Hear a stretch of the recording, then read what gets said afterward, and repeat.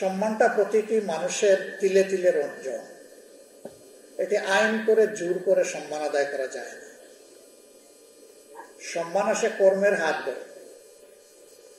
যার সৎকর্মের পরিমাণ যত বেশি, আল্লাহ তাআলা তাকে তত বেশি সম্মানিত করেন।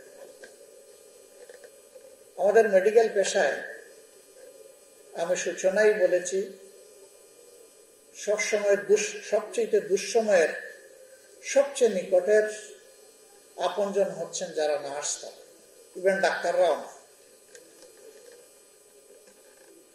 ডাক্তাররা ফুল টাইম সার্ভিস দিলেও ওই রকম না, একেবারে লেগে থাকতে পারেন না। এই বছরের 2 আগস্ট আমার বাইপাস সার্জারি হয়েছে। তো আমার যখন একেবারেই হুঁশ ছিল না, আমি তো বলতে পারবো না কারা আমাকে সার্ভিস দিয়েছে, কিন্তু যখনই আমার হুঁশ হলো, প্রথমেই যারে দেখতে পেলাম, ডাইনে একজন, বামে একজন, 2 জন নার্স, মেয়ে বা বোন, তারা বসে আছে। আমার চোখ মেলার সাথে সাথে আমি আনন্দ বা বিষাদ কিছুতেই ছিলাম না, কিন্তু তাদের দিকে যখন দৃষ্টি পড়লো, দেখলাম যে তারা খুবই আনন্দিত। মানে আমার এইটুকু উন্নতিতে তাদের মধ্যে একটা আনন্দের ঢেউ খেলে গেল। আবার যখন হাসপাতাল থেকে বিদায় নেব,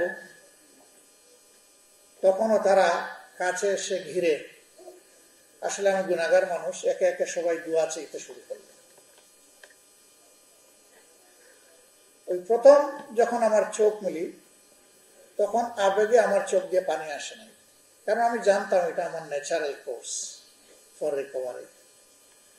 কিন্তু যখন হসপিটাল ছেড়ে চলে আসলো, তারা যখন সবাই এগিয়ে আসলো, অথবা যার যার জায়গা থেকে আমাকে দোয়া করে দিল, তখন হালকা একটু পানি আমার চোখে এসেছে।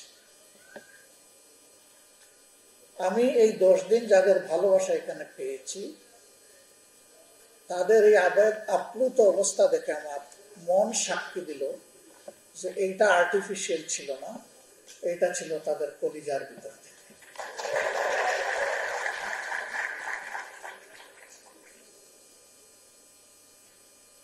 হাসরের দিন আল্লাহ তাআলা, আমরা জানি, সবাই জানি, প্রায় তবুও স্মরণ করাই দিচ্ছি, কোনো কোনো মানুষকে আল্লাহ তাআলা বলবেন, আহারে আমি যে অসুস্থ হয়েছিলাম, তোমার কাছে গেলাম। আল্লাহ তাআলাকে বিনয়ের সাথে জানতে চাইবে, মাবুদ তুমি সবার স্রষ্টা, তুমি সবাইকে প্রতিপালন করেছো, তুমি বা কেমনে অসুস্থ হয়েছে?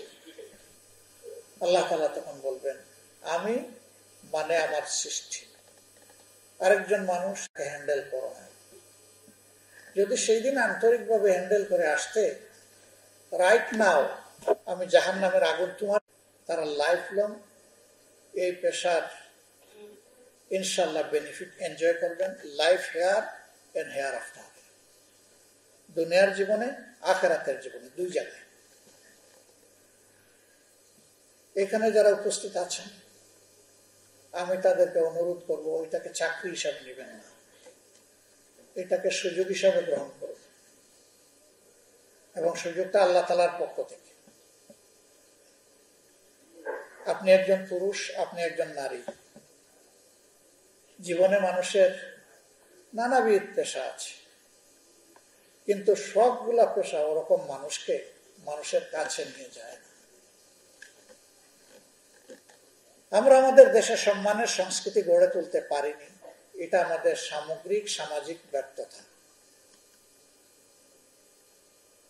যেগুলাকে আপগ্রেড কান্ট্রি, উন্নত বিশ্ব বলা হয় বা বিশ্বের দেশ বলা হয়, সেই দেশগুলোতে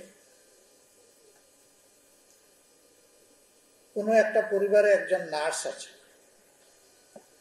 এই পরিবারটা এই সমাজে দারুণ সম্মানীয় পরিবার। কারণ একজন রোগী হাসপাতালে গেলে প্রথমে যে টেকনিক্যাল মানুষটি তাকে অ্যাটেন্ড করবেন, তিনি একজন নার্স। তিনি তাকে অ্যাটেন্ড করে, রিসিভ করে, তারপরে হয়তো চিকিৎসকের হাতে তুলে দেবেন। আমাদের দেশে নার্স যারা, তাদের কাজকে সীমিত করে রাখা হয়েছে, তাদের কাজের পরিধি আরো অনেক বড়। সেই বৃহৎ পরিসরে তাদেরকে ঢুকতে দিতে হবে। সুযোগ সুবিধার কথা এখানে বলেছেন, সমতা এবং ন্যায্যতার ভিত্তিতে। সমতা হবে না, সমানভাবে আল্লাহ দুইটা মানুষকে পয়দা করেননি, বাট ন্যায্যতা থাকতে হবে।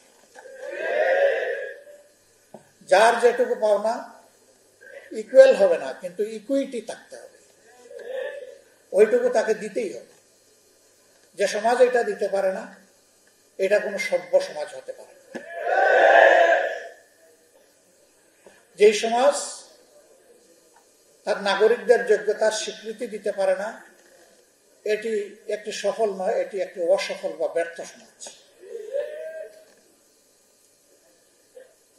এখানে যারা আছেন তারা বিভিন্ন ধর্মের লোকেরা এখানে আছে। I believe, personally believe and conceive, কোন ধর্ম মানুষকে কষ্ট দিতে বলে না, সকল ধর্ম মানুষকে কমফোর্ট দিতে বলে, আরাম দিতে বলে। যেটা মানুষকে হিংসা শেখায়, কষ্ট দিতে শেখায়, এটা কোনো ধর্ম নয়, এটা ধর্মের নামে একটা জঞ্জাল।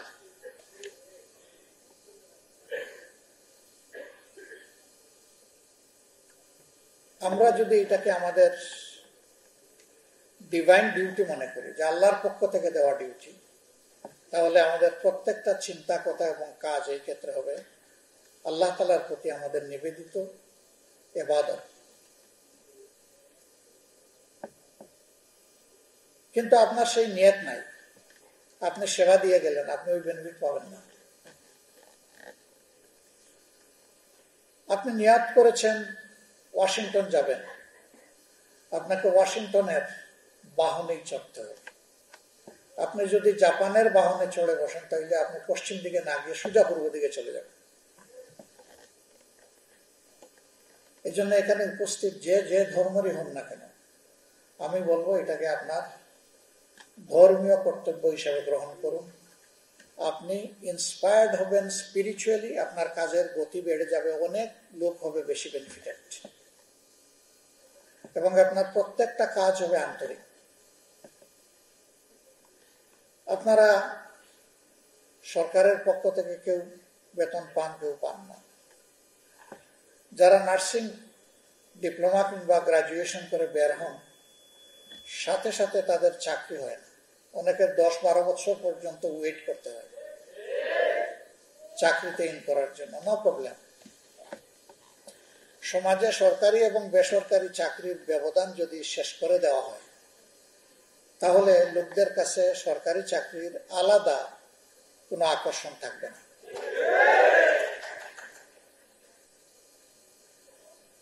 একটা দেশ যদি ওয়েলফেয়ার স্টেট হয়, তাহলে ওই ব্যবধানটা থাকবে না। তখন এখানে এই জায়গায় ন্যায্যতা এবং ইকুইটি এস্টাবলিশ হয়ে যাবে। যেই প্রতিষ্ঠান পারবে এই বার বহন করার, ওই প্রতিষ্ঠানই শুধু সার্ভিস দিবে। যারা ব্যর্থ হবে তাদের সার্ভিস দেওয়ার কোনো দরকার নেই। একটা প্রতিষ্ঠান যখন তার সহকর্মীদেরকে উপযুক্ত মূল্যায়ন করবে, তখন ওই মানুষগুলো তাদের সব কিছু উজাড় করে প্রতিষ্ঠানকে দিবে। কিন্তু যদি ওই মানুষগুলো দেখে প্রতিষ্ঠানের ক্যাপাসিটি থাকা সত্ত্বেও তার ঘাম এবং রক্তের উপর দিয়ে ওনারা অর্থ এবং বিত্তের সিঁড়ি ইমারত তৈরি করছেন, কিন্তু তাদের পাওনাটা তাদেরকে দিচ্ছেন না, সে টাইম পাস করবে এবং যে সার্ভিসটা দিবে সেখানে ক্রিয়েটিভিটি থাকবে না। তার হাতে তুলে দেওয়া কাজটা কোনো ছুড়ো সে সম্পন্ন করেই এখান থেকে বের হয়ে যাবে। আর যদি সে ফিল করে যে না, তার প্রতিষ্ঠান তাকে সম্মানিত করছে, তাহলে তার ডিউটি আর শেষ হওয়ার পরেও সে চিন্তা করবে যে আমার ডিউটি শেষ হয়েছে কিনা, আমার আওয়ার শেষ হয়েছে কিন্তু ডিউটি কমপ্লিট কিনা। খুঁজে খুঁজে বের করে একদম সুন্দর ফিনিশিং দিয়ে সে যাবে। আমরা আমাদের ঘরে, বাসায় বিভিন্ন ধরনের ফার্নিচার কিনি কিংবা নিজেরা তৈরি করাই। এই ফার্নিচার গুলার র মেটেরিয়ালস স্তূপ করে যেখানে রাখা হয়, ওইটাতে কোনো সৌন্দর্য নাই। কিন্তু যখন একটার সাথে আরেকটা সংযুক্ত হয়, আর্টিকুলেটেড হয়, তার টোটাল ডিজাইন এবং ফ্রেমে চলে আসে, তখন সামান্য সৌন্দর্য ফুটে ওঠে। কিন্তু আলটিমেট সৌন্দর্যটা ফুটে ওঠে তার ফিনিশিংয়ে। যার ফিনিশিং যত ভালো, সেই ম্যাটেরিয়ালসের কোয়ালিটি ধরে নেওয়া হয় ততটাই ভালো। তো এই ধরনের যারা এই সার্ভিস দিবেন, সিনসিয়ার সার্ভিস, যারা ফিল করবেন এই প্রতিষ্ঠান আমার, তাদের ফিনিশিংটা হবে চমৎকার। এর বেনিফিট পাবে আমাদের সমাজ। অনেক বৈষম্য আছে আমাদের সমাজে। আমি একটা দেশ, পুরাটা দেশ ঘুরেছি মাত্র 10 ঘন্টায়। কোনো মানুষ অস্ত্র নিয়ে দাঁড়িয়ে নাই গেট। সিসিটিভি আছে কিনা দেখলাম, তাও নাই। আমি জিজ্ঞেস করলাম, কি ভাই, এটা কি অ্যাবান্ড থাকে? রাজা থাকে, কোনো সিকিউরিটি নাই, সিকিউরিটি নিরাপত্তা ব্যবস্থার প্রয়োজন। আর রাজা নিজেই, তিনি গাড়ি ড্রাইভ করছেন, ওখানে আর কোনো মানুষও নাই দেখলাম, গাড়ির ভিতরে একা। তিনি সবাইকে, শুধু আমাদেরকে না, সবাইকে সালাম দিয়ে দিয়েই তার গাড়ি ড্রাইভ চলছে। আমরাও তার সালামের সুযোগ, মানে গ্রহণের সুযোগ নিলাম, আমরা জবাব দিলাম। তা আমি আবার জিজ্ঞেস করলাম যে এই লোকটার কি কোনো ডর ভয় নেই? এই জবাবও আপনি পেয়েছেন। সব কিছু দেখে রাতের বেলা যখন খেতে বসেছি, তখন দেখি যে হাইলি ডিসিপ্লিন একটা রেস্টুরেন্ট।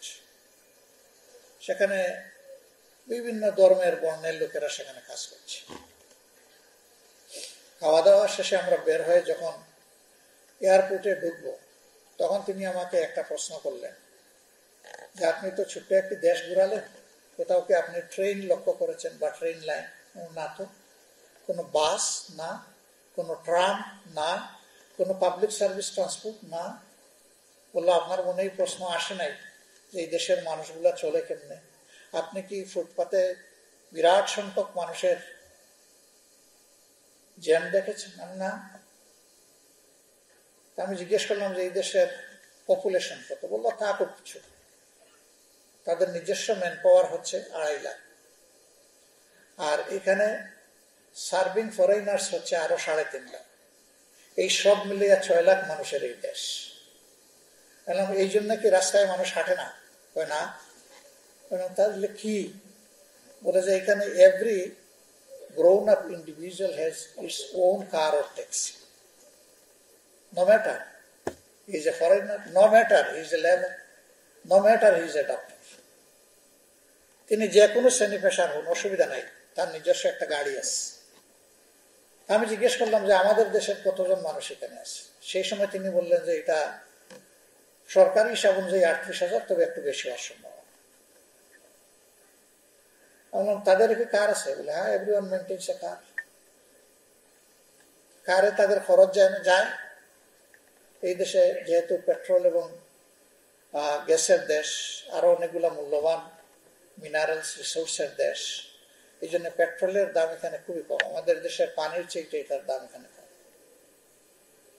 মেনটেনেন্সে খুব বেশি যায় না। আর প্রত্যেকে কেউ রিকন্ডিশন গাড়ি কিনে না, সবাই ব্র্যান্ড গাড়ি কিনে। এত টাকায় দেখো না, টাকা এত লাগে না। কারণ এই দেশে গাড়ি কিনে মানুষ, তাকে গাড়ির সাথে কোনো ট্যাক্স দিতে হয়, ট্যাক্স ফ্রি গাড়ি।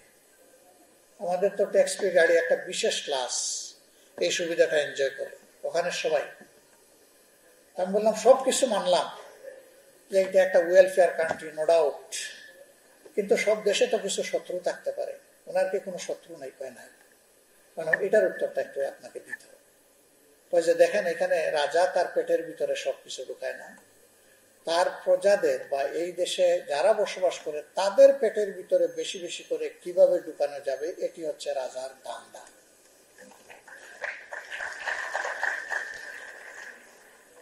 তাইলে তার শত্রু থাকবে কেন? আমি জিজ্ঞেস করলাম যে তার এডুকেশনাল ব্যাকগ্রাউন্ডটা কি। বললেন যে তিনি একজন কোরআনের হাফেজ এবং তিনি কোরআনিক সায়েন্সের একজন গ্রাজুয়েট। আমি জিজ্ঞেস করলাম যে এই শাসন কি তার আগেও ছিল? না, ছিল না, তখন তো কলোনিয়াল স্টেট। এখানে ফ্রান্স, আমেরিকা এবং ব্রিটিশ পর্যায়ক্রমে এরা বিভিন্ন সময় বিভিন্ন শক্তি শাসন করেছে, আর এই দেশের সবকিছু শোষণ করে নিয়েও গেছে। এদের হাতে আসার পরে তারা এই কাজটা করছে। আমি জিজ্ঞেস করলাম যে এখানে সব ধর্মের লোক আছে? হ্যাঁ আছে। তাদের ধর্মীয় অধিকার ফুললি এনজয় করে এবং তাদেরকে তাদের ধর্মীয় আচার অনুষ্ঠান করার জন্য ফেসিলিটেট করা হয় রাজার পক্ষ থেকে। How wonderful country. এবার আমি জিজ্ঞেস করলাম, টুরিস্ট স্পটে গেলাম, কোনো মানুষ দেখলাম না কেন? ওরকম তো কোনো টুরিস্ট দেখলাম না, কিন্তু এখানকার স্পট গুলো আমাদের স্পটের চেয়ে অনেক বিউটিফুল, নাই কেন? তখন বললো যে এখানে হাঙ্কি ভাঙ্কি নাই, এই জন্য এখানে ওরা আসে না। আপনারা বুঝতে পারছেন তো বিষয়গুলো? ওইটা নাই, এই জন্য এখানে আসে। এটা ওয়েল ডিসিপ্লিন কান্ট্রি আলহামদুলিল্লাহ। ওয়াটার ভিলেজে রাতের বেলা গেলাম, তো লাইট গুলা জ্বলছে, মনে হলো যেন মুক্তা দিয়ে দেশটা সাজানো।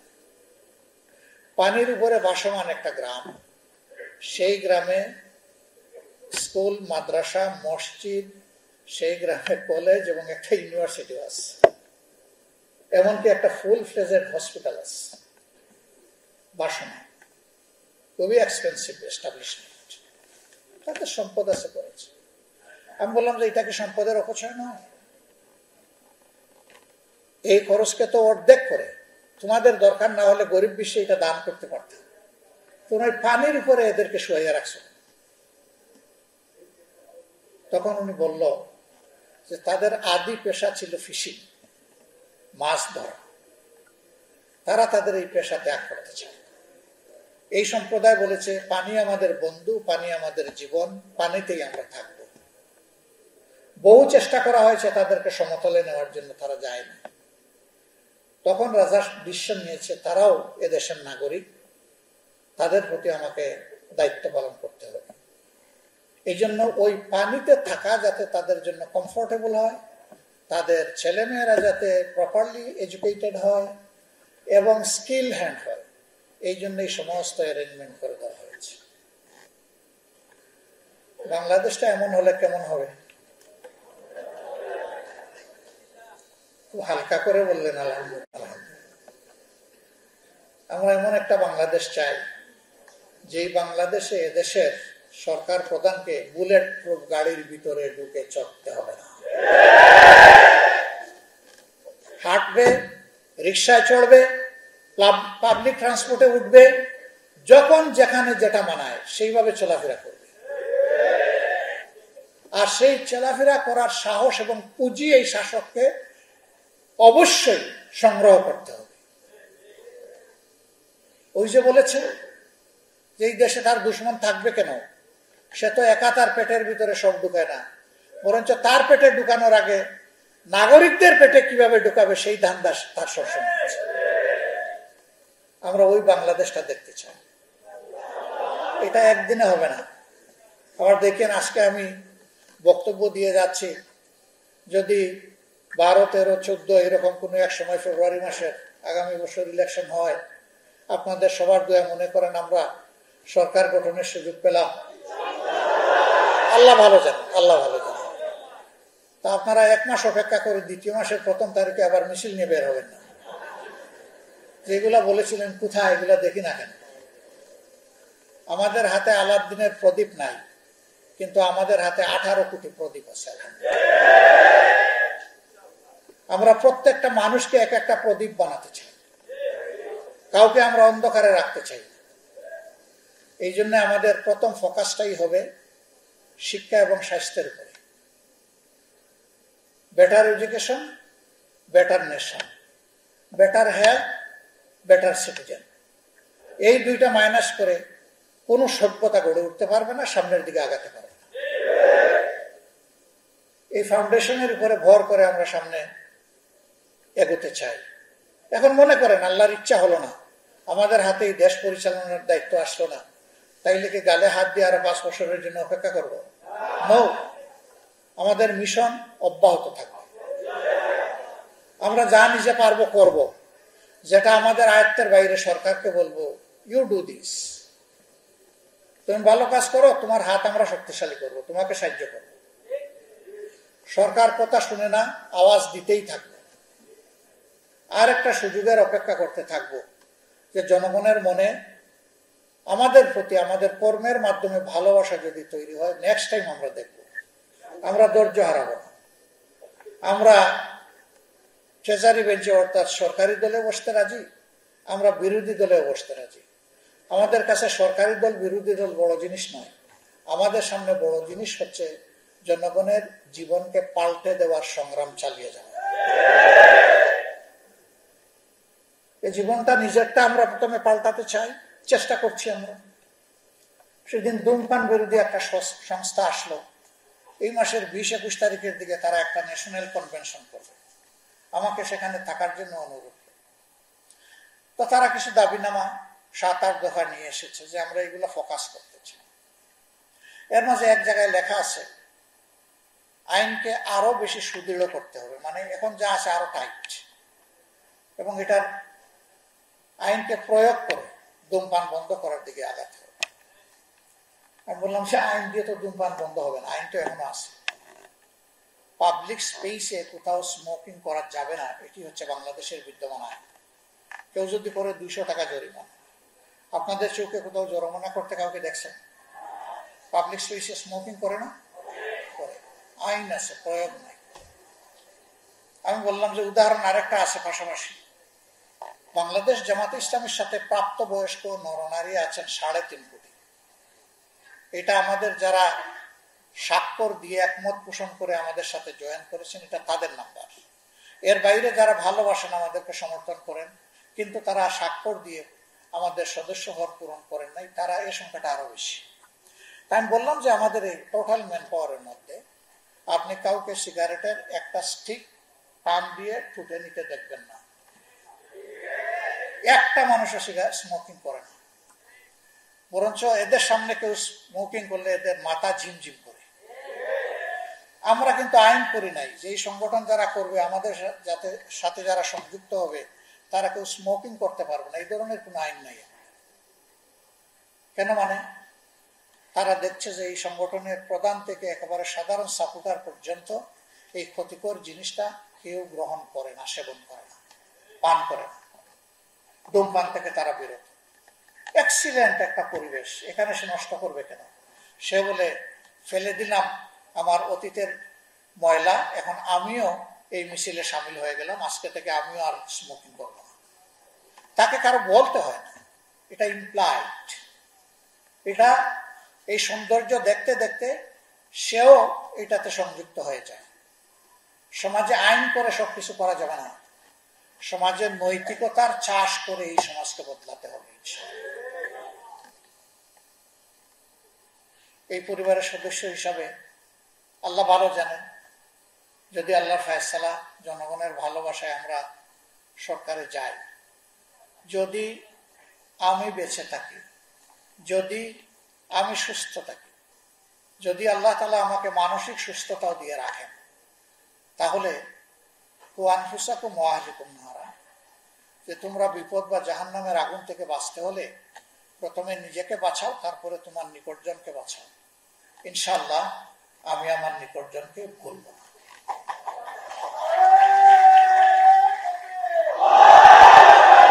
সবাই আল্লাহ তাআলা সবাইকে ভালো রাখুন, সুস্থ রাখুন, মহৎ এই পেশাকে ইবাদত হিসাবে গ্রহণ করে